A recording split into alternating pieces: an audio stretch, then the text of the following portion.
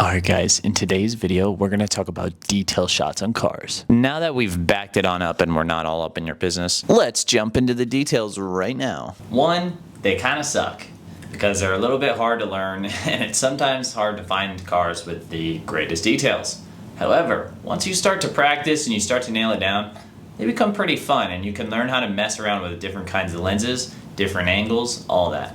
And today I'm going to show you guys a couple different examples of both. Some of my favorite spots to find cool detail shots are the wheels, emblems, interiors of cars, engine bays, all that kind of stuff. You can find really cool detail shots. And really the trick to finding these cool angles is just to mess around with it. Say you find one subject, just move it in different spots and just test around with it and see what you can find. I mean, you're gonna take about 10 bad ones and then you're gonna hopefully get one good one. That's the goal. I'll tell you guys one of my favorite lenses to use for detail shots, and that's the 50mm Sigma Art 1.4. The reason why this is such a great lens is it is a macro lens and you can get really tight focus on super close objects. You know, I could be right here in your face and still get it nice and sharp.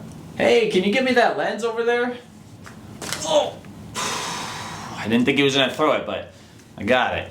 Second type of lens I like to use, and this is a little more underrated, is a long focal length. I use this 70 to 200, can get some good range, but the only thing about this one is you can't be super close to your object or your subject. The reason I think that these are so cool is because you can kind of step back from the car, open up the door, get a different unique angle of the steering wheel, whatever it might be, the wing on the back, and you can really make that background kind of come in close.